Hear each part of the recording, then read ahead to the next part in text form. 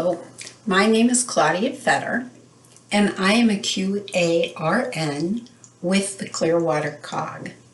In this video, I'm going to share some information with you from the Center for Disease Control and Prevention, the data of which is based on several studies, and it is about hand washing in the home care setting.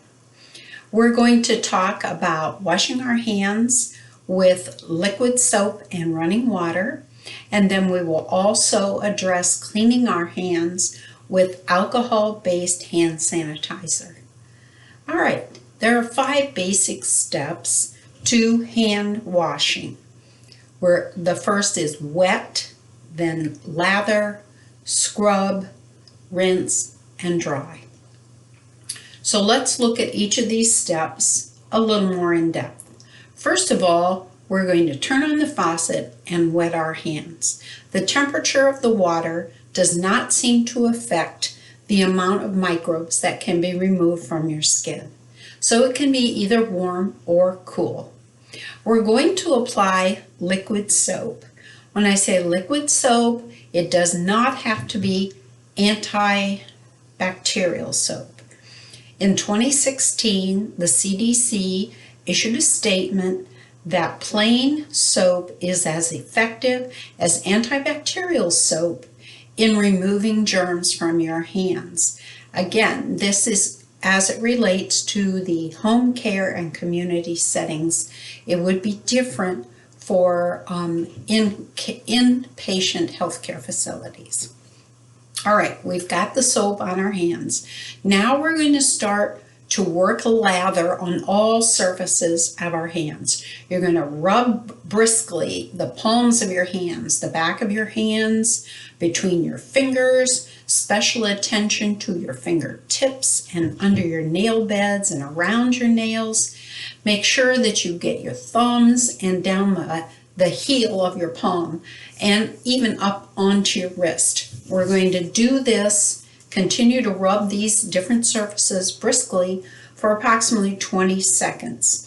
If you don't have a timer right next to the sink, that's not a problem. You can sing or hum the happy birthday song through 2 times, and this will approximate 20 seconds. All right, the next step is to rinse the germs off of your hands that through the friction generated from rubbing your hands together and the surfactant in the soap have lifted the germs up off the skin surface. So we're going to rinse them under running water, and then we're going to dry our hands thoroughly. In the home setting, most often I would assume that you're going to be using paper toweling, but there is no proof that a paper towel is any better than a clean cloth towel for drying your hands. The key here is you need to dry them thoroughly. Why is that important? Because germs can transfer more easily on wet surfaces than they can on dry. So make sure that your hands are thoroughly dry. You're going to shut the water off. Some studies recommend you do this using a paper towel.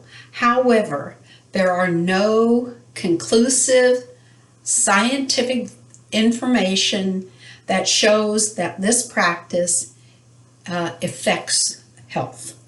So if you're more comfortable turning off the faucet with a paper towel, by all means do that, but it is not necessary. All right, now you've finished washing your hands with soap and water. Let's take a look at alcohol-based hand sanitizer. Alcohol-based hand sanitizers need to be at least 60% alcohol. What you're going to do with this, many of the steps will be similar to washing with soap and water. You're going to squirt enough hand sanitizer in the palm of your non-dominant hand to wet the entire surfaces of your hands, both your palms, the backs of your hands, between your fingers, around your nail beds, under your nail beds, your entire thumb, including the heel of your palm, the backs of your hands, and your wrists. And you're going to continue to rub and rub until the hand sanitizer product is dry. It has to be dry. This is the last step in effective cleaning of your hands with alcohol-based hand sanitizers. And this also will take approximately 20 seconds. All right, when that's done, you have done what you can to stop the spread of disease. Now, how often or when should we clean our hands? Well, I'll give you some examples, but I'm sure in your practice you'll come up with some others. First of all, when your hands are visibly dirty, you need to clean them. And in these instances, it needs to be with soap and water. Alcohol hand sanitizers are not effective against grossly soiled hands. So, visible dirt, soap and water. Before and after you're providing personal care. Before and after preparing food. Before you eat or before you help someone else with their eating. After you use the restroom, after you toilet someone else, after you blow your nose or cover a cough or a sneeze with your hands, after you remove your gloves. Again, there will probably be other times that you can think of, but these are some examples of times when you need to make sure your hands are clean. Remember, clean hands save lives, so let's do what we can for each other. Thank you for your attention.